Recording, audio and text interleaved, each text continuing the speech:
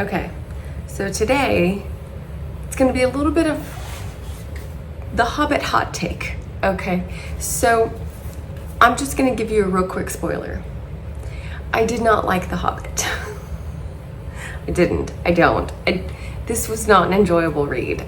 It doesn't look very long, but it is. It's pretty dense. It's long. I got the illustrated edition. It's beautiful, right? Physically, this book is stunning. It has like a cloth texture. It has, the gold filigree kind of stuff. It has beautiful illustrations that are so fun, and I'm so grateful to have this copy because those illustrations really do help along the way. Now, I couldn't even sink into the story reading it on the page. So in order to get through this book, because I had to talk to students about it as well, and just so that you know, I have my feelings about the books and students have their own feelings, and I don't push my feelings. We discuss literary aspects of the book. So I'm not peer pressuring anyone to not like this book. You guys can love it, and I love that for you. I wish that I had loved this book because I really wanted to like it. That's why I got such a stunning edition. I was like, oh, I want a beautiful edition for my shelf. And I will never read this book again, but let's discuss why. Okay, so first and foremost, the only way that I got through this book was with the audiobook.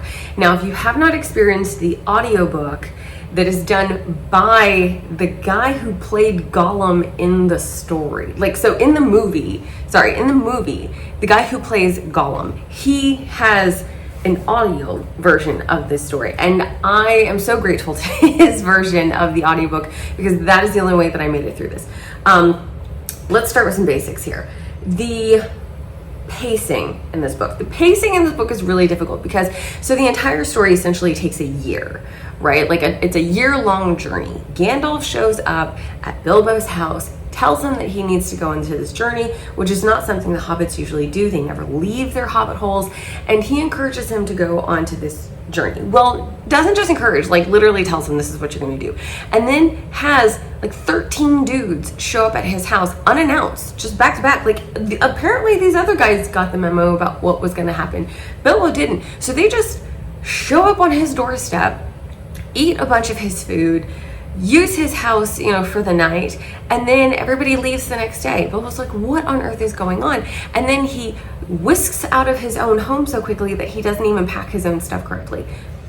It's very, very frustrating. And then Gandalf has to go back to Bilbo's house to get him a couple of things, which of course, the important essentials is smoking tobacco. So he finally gets Bilbo his smoking tobacco and a handkerchief kind of thing. So Gandalf didn't even, in my mind at this point, Gandalf is essentially the villain in the story, because by the end of this story, where he knows there's a chance that some of these guys could die, he knows this, and he sends them on this journey anyway.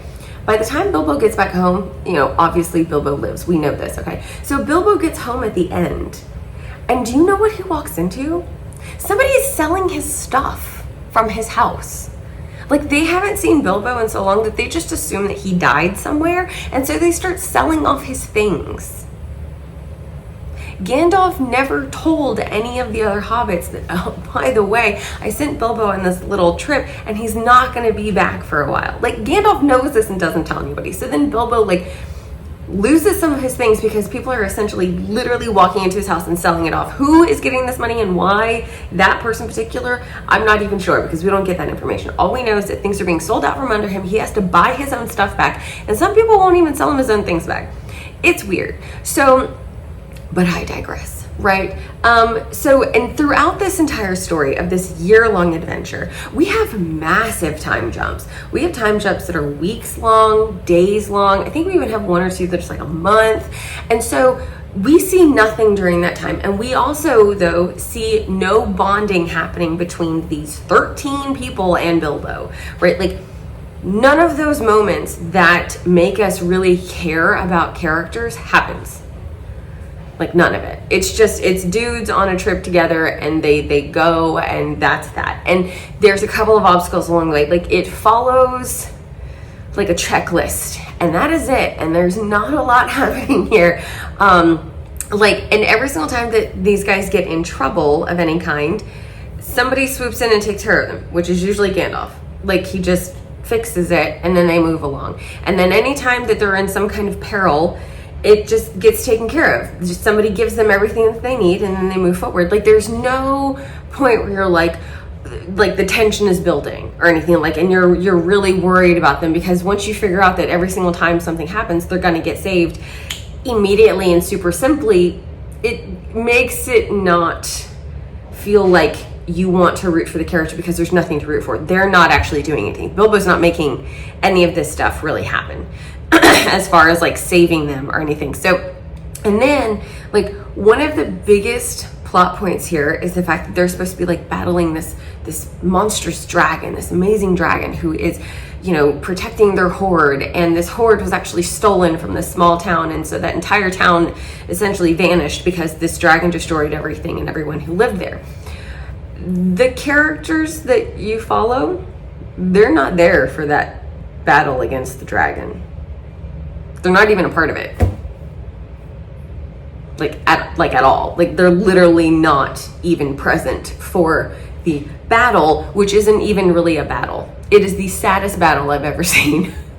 It's so small and it's so frustrating. And okay, this can be a spoiler alert, so just mute yourself real quick. Ready? I'll give you a thumbs up when it's time to come back. But if you don't want to know the spoiler, then go ahead and mute it. Ready? Set? Okay. Here's the spoiler. The dragon dies because of one arrow. One arrow. That's it. One arrow, and this dragon is completely taken out and never heard from again, because it like dissolves in the lake. And so what is the point of having this? Because it's some random dude we haven't even met, and he's the one who shoots the dragon, and that's it. And then suddenly we have this new character who's brought in. Okay, you can come back now. Okay, so we get introduced to this new character who comes out of nowhere that we haven't seen for the rest of the story, and then all of a sudden he becomes a player in like this entire realm, but it just doesn't make sense. Why are we following Bilbo? What is the point? Why is he the main character? What makes him main character material? I still don't know. Okay, and then Gollum is this really interesting character, but he kind of falls flat because he disappears as well. And the scene with Bilbo and Gollum that you're wanting to love so much, it's just a battle of riddles. It's very long and drawn out. And then Bilbo wins the battle by not actually giving a real riddle. He cheats. I mean, it's just... That's very frustrating. That's upsetting, okay? I want to see this character like do well, and he doesn't, which is frustrating. And then he essentially like just lies to Gollum about it. It's very frustrating. It's very, very frustrating. Okay. As far as subplot, I'm not quite sure what essentially the subplot is, just because we just follow a group of dudes on a trip. Is it a great adventure story? Yes. Like, is it made to be told as a story?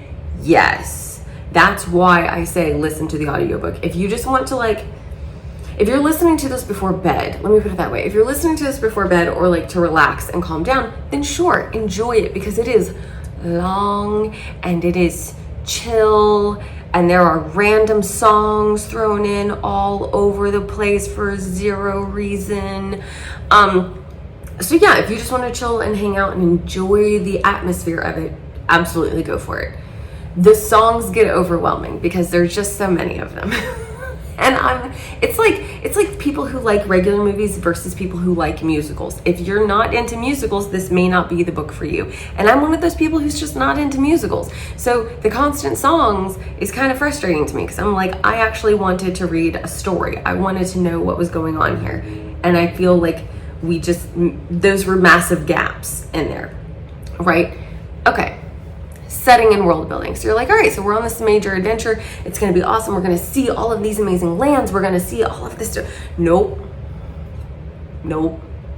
There's no massive world building that's done. There's no like intricate details or anything like that about any of the settings. We really don't build a world around Bilbo. You just kind of envision that they're on this trip, and they're in a forest for most of it, and then they go into caves, and so then they're in a cave. This is one of the reasons that the illustrations are so important. Because at least then you can kind of like reference back to the pictures. And the illustrations are not like super detailed at all. They're very fun, just kind of sketched. I think it's definitely mixed media. But there's some large ones. So this is a full page illustration, right? So you've got some great, amazing, fun stuff to just kind of sink into the details of it and enjoy it, right? So I loved that bit, but I shouldn't need that bit in order to get the gist of the story, right? So, okay, so there's that. And then we've got the magic system, which there isn't one. We have some people who can perform magic, and that's it. It's like Gandalf. That's it.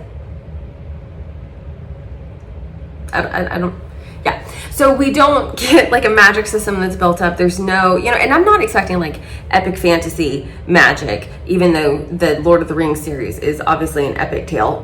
Like each book needs to stand on its own, right? And this should not be a prequel. Like this is not just supposed to be a prologue.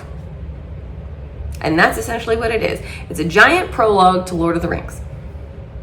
And I just don't agree.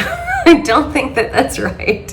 Especially because it's not labeled as like prologue to Lord of the Rings. I mean, it's just, if this is supposed to be a book and a story on its own, it left me wanting more. And that's kind of the pros and cons of it there, is that it left me wanting more.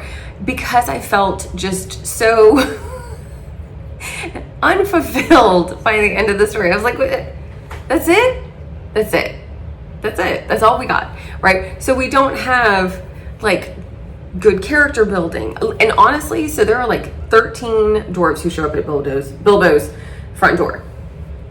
I cannot tell you any way to like keep them apart, because they show up in 2s and 3s like a flippin' arc at this point. And by the end of it, I only know one of their names. And that's because something happens to him. Very specific. That's it, because something happened where one of them finally stood out. That's it. And that's just so frustrating to me, because there was so much opportunity here. There was so much potential, and it totally fell flat. Do I want to read Lord of the Rings? No. Am I going to read Lord of the Rings? Absolutely not.